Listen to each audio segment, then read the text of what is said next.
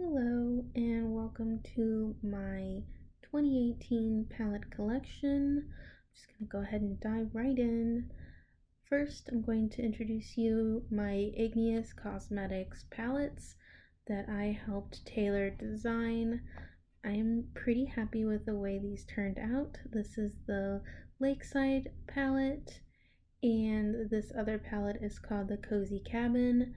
These were a delight to help her with, and I am very proud of the outcome.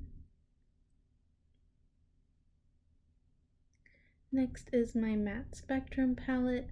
I still really love this palette. I think it's a great addition to anyone who needs some dark mattes, maybe a compromise for the Busy Art dark mattes. Next up is my Paleo palette from Clionadh Cosmetics. This is my first indie palette that I had ever purchased, like really independent brand.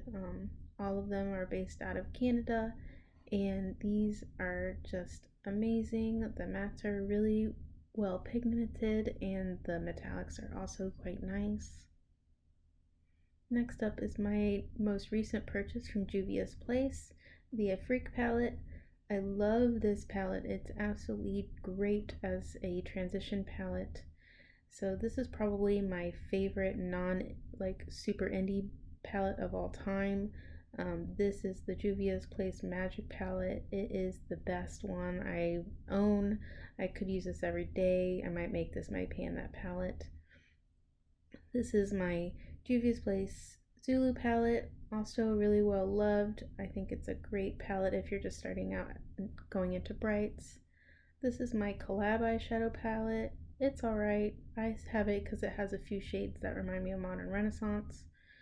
This is the Naked Cosmetic Rustic palette that I have. It's a trio, but I'm still including it in the video.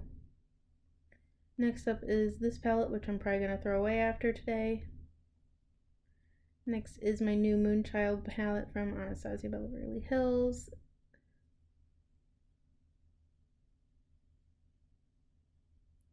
And an old favorite, the Aurora palette, that you can definitely tell that I've gotten some use out of. I use this almost every day.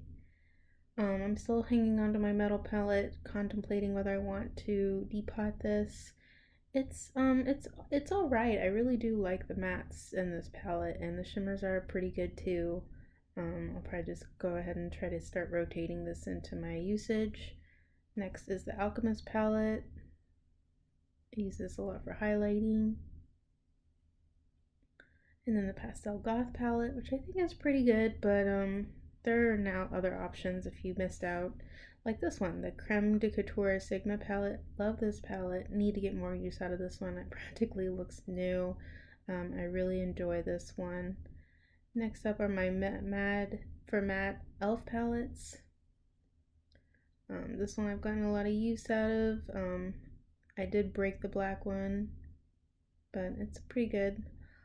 Also have the brights. It's also really nice. My Too Faced Totally Cute palette. I love this palette. Almost hit pan on the Storm Cloud.